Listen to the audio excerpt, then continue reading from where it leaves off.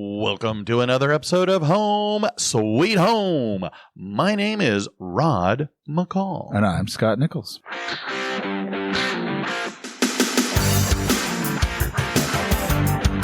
I ran across an interesting blog that I thought might be interesting for us to talk about, as it talks about issues related between parents and kids in school. Well, that seems like a good topic. Well, we're midway through the school year, and heading for a tough time for students, and the third quarter and leading up to a spring break and all that. And that's kind of what I was thinking. That, well, you and I teach semester-only classes. Yeah. And so as the kids come back, from Christmas and the holiday breaks and all of that, well, they're starting all over again, kind of like starting all over at the beginning of the school year. And a lot of kids are experiencing a variety of anxiousness. Yes. I think a lot of it is natural and normal because we're a lot of times anxious of the unknown. Right. And so I thought so I ran across this article. It's not a new one. It's been out for over, crying out loud, a year and a half. But the guy that wrote it, his name is Douglas Newton, MD. Okay. And he's been around. He does all kinds of stuff. He works with Kaiser Permanente. And he does a wide variety of stuff. Sure. And so this guy, I looked at, because I always look to see, what's their credentials before I start, sharing some of their insight and advice. Right. And so anyway, this guy came across as being pretty well squared away. So I was kind of intrigued with him as I perused his blog. And so I thought we might kind of dive into some of the issues and things that we as parents can do to help our kids who are expressing a little bit of anxiousness here at school. Sure. Because I will tell you this, when my seniors they don't come to class and they don't do the homework or do any of the assignments or any of that kind of stuff, they start getting anxious around the last 2 weeks of the semester going, ooh, I'm not going to pass, I'm not going to graduate. Right. And suddenly now it becomes an issue. So well, we can definitely create our own problems. Well, there is at that. But I thought what got me going was that he cited a study that was done by Children's Health Organization that found that 86% of school-age children reported worrying at least some of the time, and at least, more than once, and kids between 9 and 13 worried at least once a week about problems at school. Okay. And I could see that. Well, yeah. That's where they spend most of their time. Exactly. And so I thought that it might be worth kind of digging into a little bit because, again, as parents, as adults, a lot of times our own anxiousness, our own anxiety can transfer to the kids, and then they start worrying about things that, influence, how they feel, how they act, all that kind of stuff. Okay. And so anyway, so some of the things that he was coming up with focused on issues or concerns that we as parents can do. And a lot of it starts with open communication. Right. Talking to our kids as to, what's going on. And a lot of times just having a dialogue, having a relationship that, our kids feel comfortable talking to us, even the older teenagers, can help alleviate some of their concerns, some of their frustrations and fears. Mm-hmm. Yeah, I can see that. I mean, we actually pay people like you, right, to talk to us and listen, and that tends to calm people down, right? I mean, communication, getting things out, being able to express yourself, all of that can have a calming effect on you. I think so. What doesn't work is calm down. Because nobody ever calmed down after being commanded to calm down. No. Right? No. So that kind of thing doesn't work, right? But getting to find out what people are thinking and getting some communication there. Sure. Definitely. I can see that being a positive thing. Well, I will say that it's easier for me to talk to people that I know. people Okay. that I have a working relationship with, somebody that I have a personal relationship. And so, I mean, it was easy for me to be able to talk to my parents growing up. Yeah. Even to this very day, it's easy to talk to my parents about, well, my mom, about just about anything, Mhm. unless it's politics, in which case then I avoid a plague. But having that open communication has always been kind of nice. And it started with them. They made Right. it very easy. And so that's one thing that Sherry and I do with her kids is try and keep that line of communication open so that we can talk just about anything. Yeah. I think that's really important, right? In any relationship. If it's not open, then what is it? I mean, what are you hiding? What are you trying to not communicate to the other person? I mean, there's something that's not honest going on there if you can't be open. Well, and exactly. So with that open communication, one of the first things that they suggested to help your kid when they have anxiousness at school is have that routine established. Mm. I think that a lot of times with all the craziness between Halloween and Christmas break, schools go way off and deviate from everything. Sure. Their schedule is off, their routine is off, and so therefore the kids can easily get off. And so as we're starting a new semester, have we reestablished our routine at home? When we take the kids to school, when we pick them up from school, or when they get home from, school, what's their afternoon routine? Have we reestablished? Have we put that back in place? Are we reinforcing it? Right. Because I think a lot of times that helps. Bedtime, oh my gosh. Making sure they go to bed, especially the littler kids. But heck, even the high schoolers.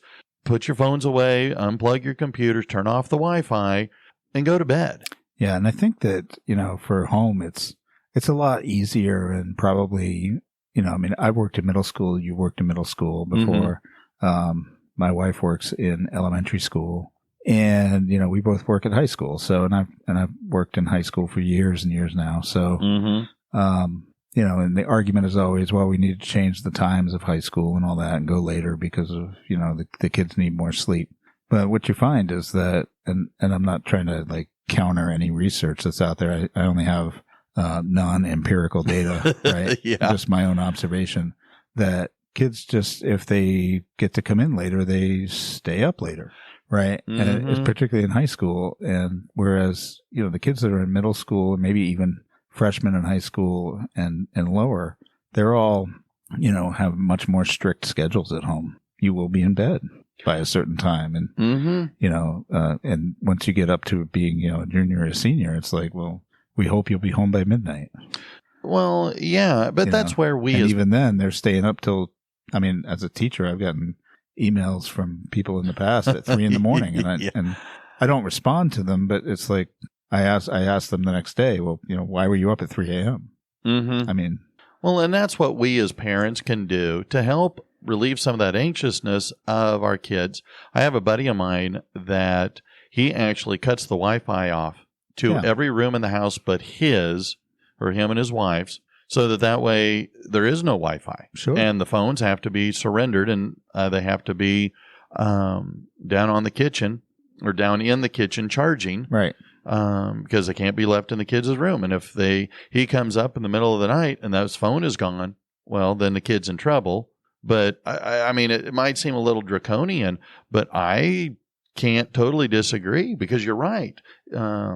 At 3, and I don't know that I've gotten a 3, but I've gotten a 1:30, 2 o'clock email from a kid, and I'm the same thing. And I mean, I get occasionally, but that lack of sleep, that lack of a regular go to bed routine, wake up routine, can really create stress and anxiety. I can remember taking my youngest daughter's phone away for a month.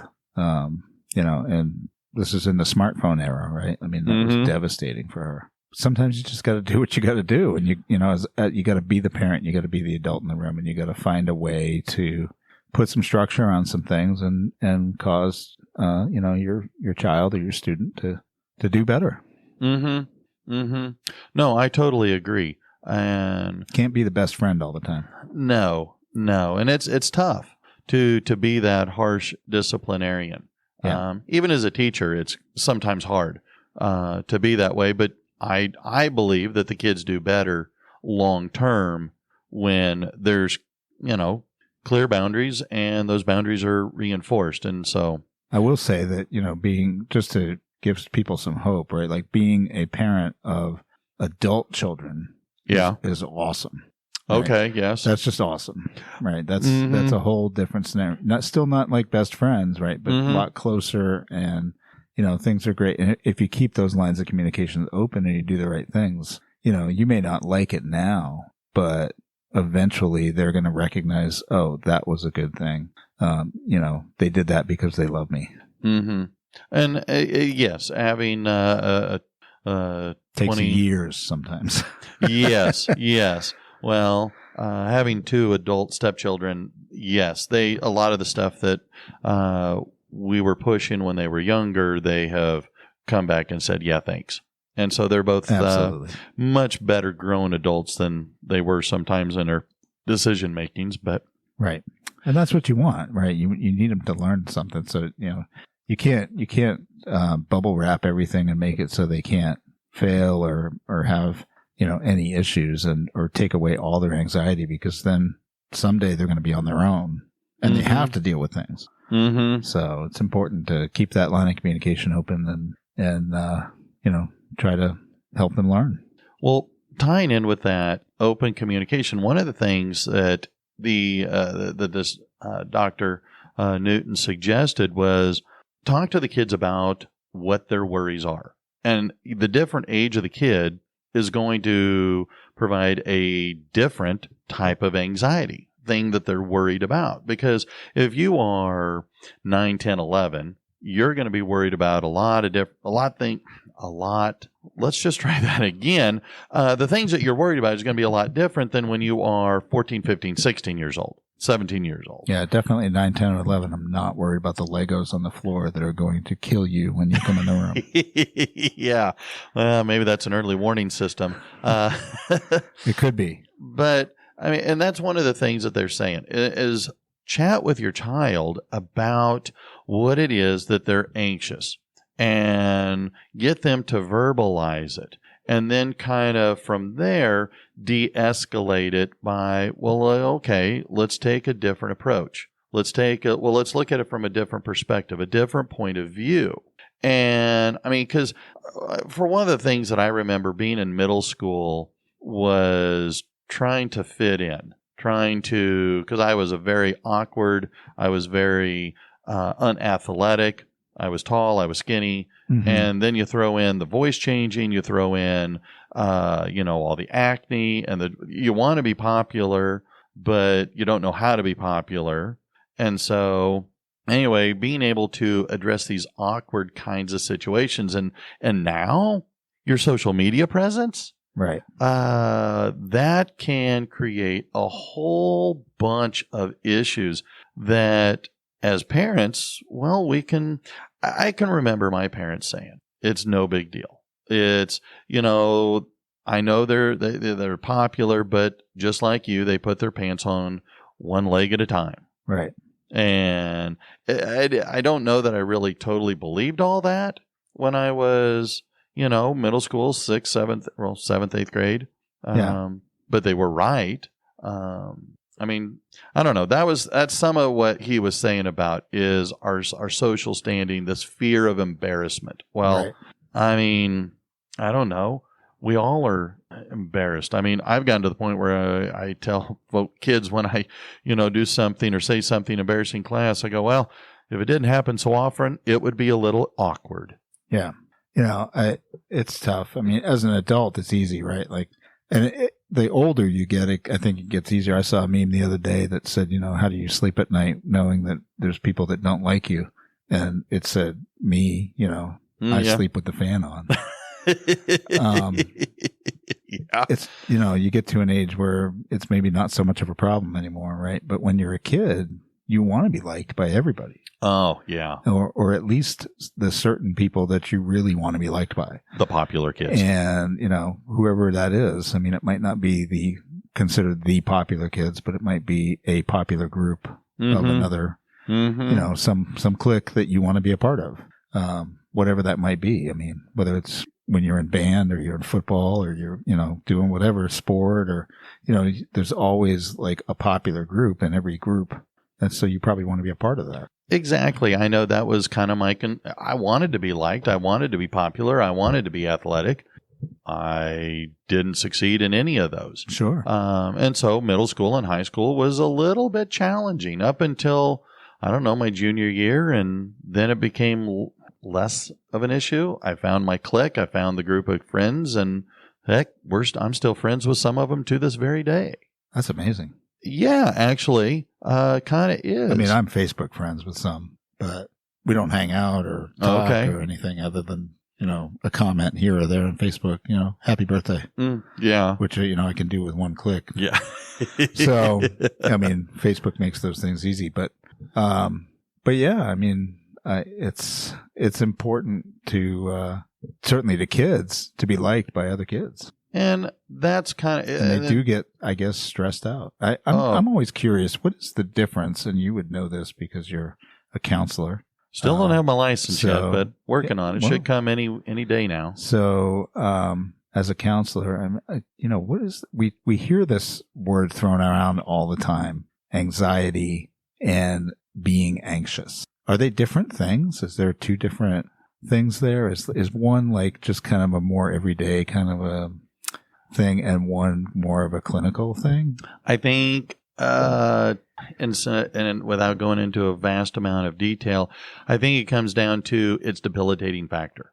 Okay. I think it's normal to be a little anxious. You're driving to work and you're going, man, I'm running a little late. Am I going to make it to work on time? Right. That's a whole lot different though than, man, it's just been a rough several months. I've been talked to by the boss and am I going to get fired today? Am I going to get fired today? So for a child, would this look something more like if there's a bullying situation going on, that might develop more of an anxiety? Yes. Whereas I'm late with my homework and I have to make an excuse to my teacher. Yes. Then I'm a little anxious.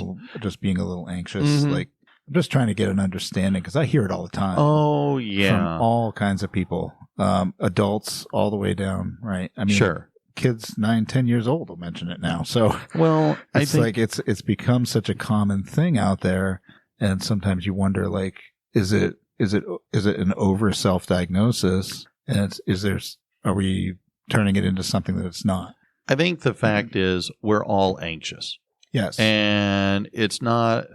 It can, but not all the time. No, not all the time. And being able to face it is the best way. And that's where we as parents, in dealing with our kids, because a lot of times it can be a lot of what if scenarios. Sure. And so what Dr. Newton was saying is that when you're talking with your child, one, identify what are they afraid of. Okay. And two, acknowledge it. Say, you know what? That's a legitimate concern. That's a legitimate fear. I understand. It's okay to have that fear, right. But let's talk through this.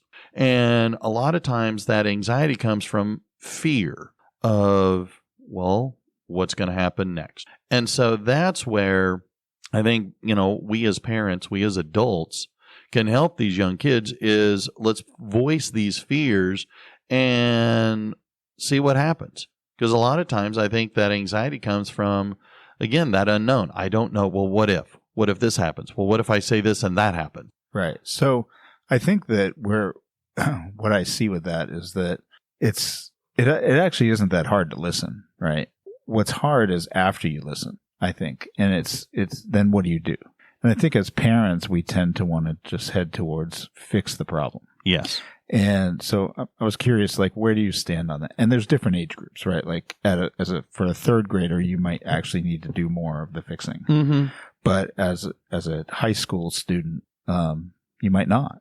I mean, where do you stand on that kind of an issue? I think that it is, as a parent, we want to make our kids as independent as possible. Okay. And building tools with them, helping them develop a little bit of self-confidence. When you're talking to your kids, when you're having them acknowledge, what it is they're afraid of and talking about alternatives, you want to provide, You want to be specific for that particular issue. Right. I mean, if you're being bullied, then it's a fine line depending on the age, but you want to stand up to that bully, encourage your child. I know my parents did to me. And again, I got bullied quite a bit at school, and they just encouraged me to avoid where possible, talk to teachers where possible. And if none of that worked, well, then you have the right to stand up for yourself. Sure. Which resulted in me punching a guy square in the nose as he tried to tackle me at my locker one day. Right. But I'm not advocating violence, none whatsoever. No, but there's consequences to everything, right? Well, that's true. In school environments and school law, you're going to, you do that, you're going to end up being in trouble. Yes. And that may be something that's acceptable to you, whatever. Yeah. Right. But well, this was 1981 and things were different then. It's just the thing. Yeah. I mean, definitely.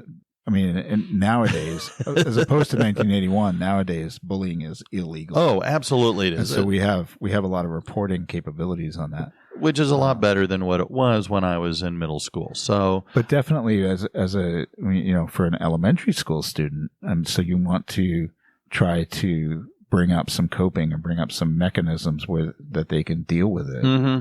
So that when they are high schoolers someday, they have some tools in their toolbox. Yes, because anxiety is something that affects us even as adults. Right. And your ability to, if you can learn how to do this at, 7, 8, 10, it makes it easier when you're 12, 13, 14, when you are 17, 18, 19. And that's where we as parents, again, in our push to create independent children, well, we visit with them, we talk to them, we work on giving them some skills. And one of the things that we can do is talk about ourselves. Yeah. Not in like all about me, but share with them that, hey, you know what, as an adult, as your parent, I sometimes also deal with anxiety. Yeah. I got, a coworker, I got a boss. There are times where I find myself in a situation that makes me feel a little anxious, and here's what I do. I think that for me, right, I don't think I feel a lot of anxiety often. I've gotten to an age and an attitude in my life where I kind of roll with a lot of things. Yeah. And things don't really bother me so much. But where I do run into anxiety, I think is still very common with the same place that students, right, and people who are, college age or under run into the same anxiety. And my anxiety, I think, is, the anxiousness that I would feel or the stress is self-inflicted. Yeah. In that I am, much like a lot of students that I've known, I tend to work very well under pressure. Yeah. And so if I procrastinate enough, mm-hmm. I will actually do the thing that I need to do and do it in my adult life on time. Yeah. And do it well. In my school life, probably not, right? In my teenage years, probably do it late. I'll still get it done, but it would be late and have lots of excuses, and I would have had a lot of worry and concern about it. And ultimately, in the end, I was getting a worse grade for the same, work and outcome as far as, what I learned. But it's because of my own procrastination. Oh, sure. And I tend to see students do that a lot. And it's particularly in this third quarter. Yeah. Everywhere that I've worked, this is I'm just going to chill out quarter. And it's also the quarter that tends to, for high schoolers, determine their ranking and, all the things that are really important. So it kind of stresses them out. And then they come to realize, oh, well, that third quarter mattered, and so does the fourth quarter to the colleges, and now I have lots more anxiety. Mm-hmm. And so, whatever we can do, getting back to that, routines to try to establish early in the child's life that getting tasks done, completing things on time is going to make your life easier and less stressful. One of the things that we teach in our economics classes here that I actively re-preach it or reteach it, depending on your point of view. Right. But it's called opportunity cost. Yeah. And time and resources are finite. It's just not unlimited supply. So if you're choosing to do this over that, that's fine, but understand that there are consequences in both cases. Right. And so if you're going to, you need money. So you go out, you get a job. Okay. Well, when you are spending, 30, 40 hours a week doing your job, but yet that means you still got to come to school. You still got to do your work. Well, if you're choosing to make money, that's fine and dandy. Just understand that comes at a cost. Right. And you can't be everything to everybody. And trying to share that with, young kids is really tough. And I think that's, again, where we as parents can help them address that anxiety of creating balance, creating a routine, creating a schedule, do things early. Don't put it off to the last minute, because I'm right there. It took me the longest time to overcome procrastination. Heck, I wrote a college paper on procrastination literally 4 hours before it was due. I still haven't overcome it, so maybe you can help me out. Maybe we should do a thing on that. Oh, overcoming procrastination. Okay, Yeah. That's fine. Absolutely. I'd like to put it off until October, though. Oh, okay, that's fine. We can put it off. It's up to you. But it's like I say, helping as a child experiencing anxiety is normal. Yeah. Learning how to cope with it is something that we as adults can help our children with. And if despite our best efforts, that doesn't work, well, then contact a professional and take them to a therapist. Yeah. And maybe some more concentrated effort. Because again, we have a lot of kids here at school that are struggling. They have a hard time with it. And luckily, we live in an area where there are a vast amount of resources available. But the best resource is mom and dad. This Dr. Newton cited a report done by Nemours Children's Health Study. And he said researchers found that 67% of kids turn to their parents for advice when they are worried. Yeah. So they're coming to us. They trust us. And let's not let them down. Sounds great. So, I mean, I don't know. Like I say, it's tough. It's tough to be a parent. It's tough to do the hard things. But when we can do it, teach our kids at a younger age how to be more independent and self-reliant, then they grow up into much stronger, healthier, Right. Well-adjusted adults. I think one of the important things is you have to let them fail at something. True. Because that's where the learning happens. Absolutely. If you don't fail, you don't learn. Uh-huh. I mean, so you have to have opportunities to fail. And that, as a parent, that's painful sometimes. Mm-hmm. Right? Because you have to watch your kid go through something tough, but then you need to make sure that they learn a lesson on the other side. And that doesn't mean, pulling out the belt or doing any of that kind of stuff, right? It means having the communication, reflecting on it. This is what adults do, right? We look at the problem, we reflect on it, we go see a counselor, we reflect with the counselor, you gotta get with somebody who's outside the situation sometimes. And that's where we as parents can try and help soften the fall. Yeah. And when they are there, pick them up, dust them off, and say, okay, what did we learn? And how can we avoid this from happening in the future? Yeah. And then hold them accountable to whatever that change is. And this is a good time of year, right? Like we talked previously about, resolutions and things like that and goal setting. Like, this is a good time to say this. Here's the one thing that to focus on this year. Yeah. I mean, the first semester is done and over with. Just make it one thing. Yeah. And don't need to worry about first semester. First semester is over. What can we do to make second semester better? Right. What's one thing that we can do? And we do that one thing. Can we add then, okay, once we get used to that, is that working? Okay. Can we add something maybe 3 else? months in, maybe for the fourth quarter, you do something additional. Get them ready for, that next school year or that college or whatever. Whatever comes next. So anyway, like I said, I like this article. I thought the Dr. Newton had some really good points. And so hopefully this is information that others can find potentially beneficial as they help their children or young people that might be part of their lives grow into successful, healthy, independent adults. Absolutely. Sounds good. So, all right. Well, then I guess we should put off putting an end to today's episode. We can put it. We can put it to bed now. All right, very good. Speaking of bed, I could go for a nap. So, I guess until next time, my name's Rod. I'm Scott. See ya. Bye bye.